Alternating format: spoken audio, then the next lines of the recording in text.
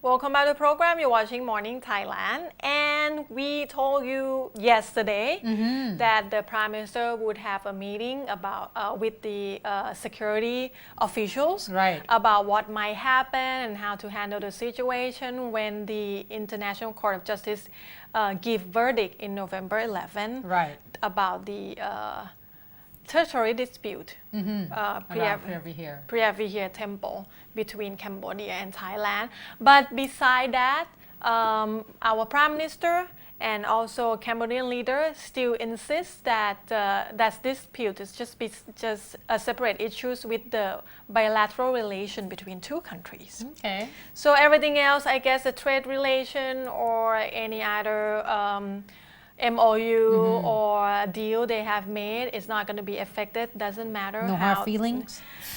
Looks like hopefully it won't. The history won't repeat itself like many years back. So yesterday there was a meeting chaired by Prime Minister.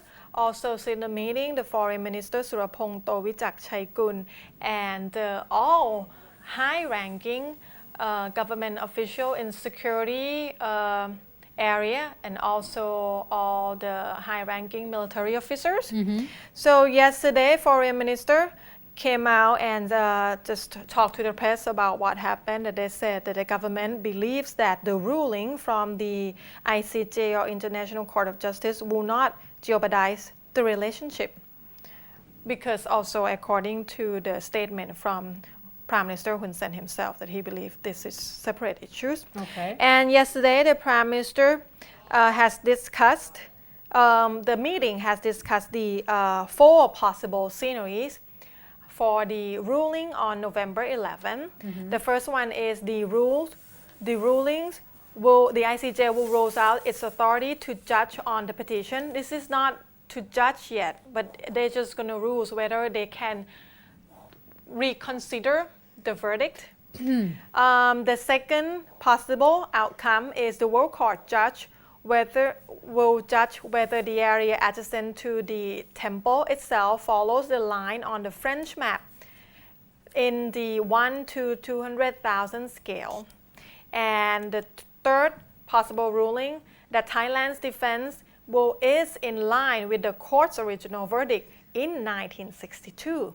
And the fourth possible outcome is that the ICJ will give a neutral judgment based on the 1 to 200,000 scale map and the 1962 verdict, and will urge two countries to negotiate. I believe the fourth possible outcome sound most likely to happen, because it's happened before that they just want the two countries to just start talking to each other. Right. So before November 11, there will be a meeting between two countries, between the counterparts of Cambodian and Thailand. This is what the Thai government believes will be for best interest for both of the country. Thai government will also set up another ad hoc committee to analyze the verdict. And if you want to be totally current on the judgment of the ICJ, it will be broadcast live on Channel 11 and also on Channel 9, and also on the radio starting from 4 p.m. on the November 11. So you can just hear it firsthand by yourself. And everybody seems like all the official believes that this will not create a clash between the two countries. And before, we heard the opposition starting to question why the Prime Minister planned a trip to Ethiopia. They said that she planned a trip between, this is different in several news. Some news said that between 8 to 10 November. Some news said between 12 to 15 of November. But all in all, that plan to visit Ethiopia for the International Conference on Family Planning has been cancelled. So the Prime Minister will stay in Thailand just to make sure she will be on alert and be here to handle the situation, whatever will happen before and around November 11. Okay, so I guess for those who concerned whether or not she's going to be here. She will be here. She will be here. She if made there an is effort not to be here. last minute travel plan, she's supposedly will be here. It is a big issue, and I think that it's probably wiser for her to just at least be here and then make sure that everything is going as planned and there's no conflict and such. Now, to another incident, and of course this is within the country itself, it seems like the date is still on for November the 6th. Okay. When we talked about the possibility of people coming into Bangkok to protest the Amnesty Bill. Now, giving you the update, not update, but the recap of the Amnesty Bill. This particular bill was supposed to be able to allow all the people, all the protesters during previous protests that related to political issues to pretty much be off the hook and not being charged. Because a lot of them has been in jail as well for voicing their political concerns, and that's what they are trying to do. However, this original bill that put forward by Kun Warachai Hema from the Samut Prakan province, Preah Thai party, they say that in the initial proposal, it wasn't supposed to include any leaders and such of the political protests at all. However, there has been a little bit of changes in Section 3 saying that this will blanket the Amnesty Bill and allow all the people involved in this particular political unrest, that would include the protest leaders, soldiers, and authorities, that responsible for ordering all the crackdowns to be actually included in this bill as well. And that's one of the biggest concerns, saying that, well, Kun Thaksin would fall under the same category. Yes, and that would stir some... Exactly.